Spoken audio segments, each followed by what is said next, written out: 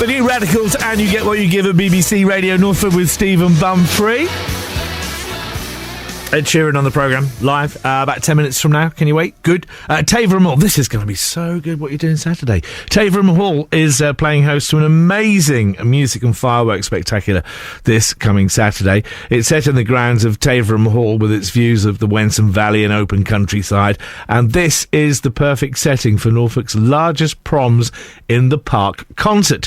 To tell you all about it, in the studio is Ian Coleman from Exploding Brass. How are you? Very well, Stephen. Thank you. I understand you are he who must be obeyed. You're sort of the director, the owner, the god. Yeah, the hole digger for the fences. Everything. Yes. You're washing out the toilets at the end. Exactly. Yeah, that's how it goes. Before we actually talk about before we go on about the individual acts that are appearing here, the cost of something like this, we've heard Glastonbury is worried about going bankrupt. How much does it cost to put on Exploding Brass? Well, this year it's going to cost £38,000, which for a village event is something extraordinary. So the costs go up each year, but we make the event more professional each year, and this year is no exception. It's the biggest and best yet. Is it easy to forecast how the books are going to balance at the end of something like this then? Yeah, we've put the event on since 1995, and it's been a great success. We've just gradually built it each time, and certainly with the support from businesses and the community and everyone involved volunteering to help, it's one of the reasons it can go ahead, because otherwise it just wouldn't be feasible to do. Does it have much of a knock-on effect for the surrounding area, for Taverham itself? Oh, it does. I mean, we have 3,000 people come into the village, and it's a great spectacle, and for a small village to have that number of people coming in. And I think the good thing is that all the proceeds are invested back in the community. It's all done for a community event, but it's such a professional event now, with West End stars this year, and fantastic staging and lighting, and something which to be honest you'd see at Glastonbury. So what's it like when we arrive?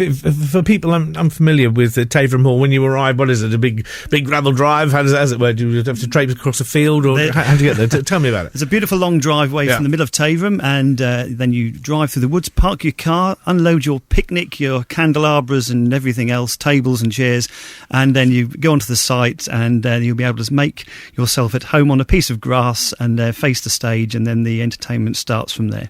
And what time is it starting then? Is it gates open at 5:30, isn't it? That's right. Yeah, the gates open at 5:30, and the entertainment starts at 6 o'clock with the swinging chandeliers, which many people may have seen performing in Norwich down Gentleman's Walk. They do a lot of work in the area, but a professional band, and they're joining us for the pre-concert entertainment and during the interval. And then the main event is that the Taverham Band, which is the village brass band, which sounds very, very sort of very grand. Oh yes, but we put on a superb show with music from Michael Jackson. We've got Queen, we've got some Take That, we've got the Last Night of the Proms, and Taverham Band. How many members? How long have they been together? Taverham Band formed in 1974. We have 45 members. It's one of the biggest brass bands in East Anglia. Impressive. That's good, isn't it? We have a training section with 23 youngsters as well on top of that. So all 45 musicians will be performing in the concert on Saturday, and it's great that we can include youngsters age 12 to ex-professional musicians and even professional entertainers as well. Is it easy to recruit for something like a brass band?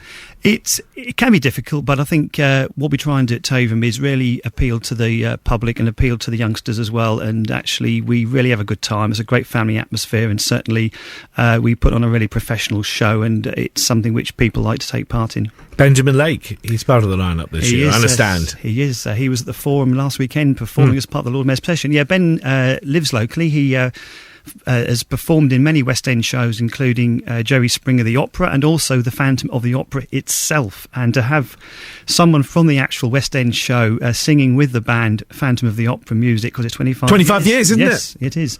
He'll be performing with us some music from Phantom with our soprano Rebecca Mundy, but he'll also be doing the great, fantastic one, Nessun Dorma.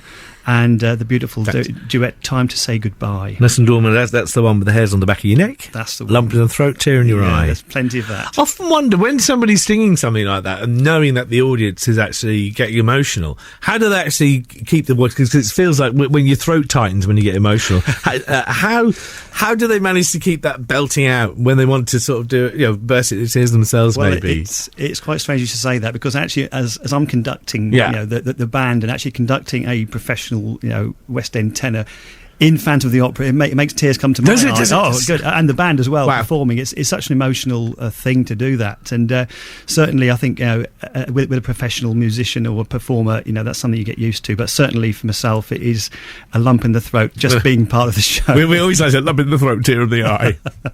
That's right. A big firework finale. That's right. We have the last night at the Proms, Land of Hope and Glory. And there's another one. Plenty of flag waving. And we have the fireworks going off, and of course, right at the very end, as we will get to the end, we will have a "We Will Rock You," and we are the champions together with fireworks, which is again a fantastic end to the evening.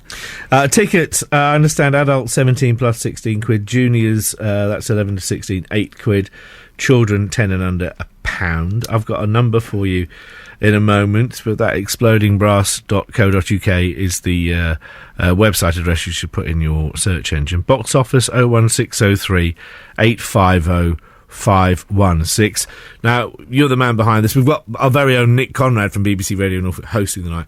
After the big finale, the fireworks have gone off, the flags have been dropped. What do? You sort of slump back in the armchair with a stiff drink, or what do you do after that? Well, I wouldn't say the armchair. It's go back to the tent on the... right. We make a big social event. We all camp over. We've got a big Indian takeaway that comes delivered after the concert. Excellent. We all sit there. Food of the gods. I think Nick's joining in as well. Have a good feed up at the end. Go to bed late and then clear it all up the next morning. Ian Coleman from Exploding Brass, thank you for coming into the studio. Have a great night Saturday night. Thanks, Stephen. Check out that website address, explodingbrass.co.uk.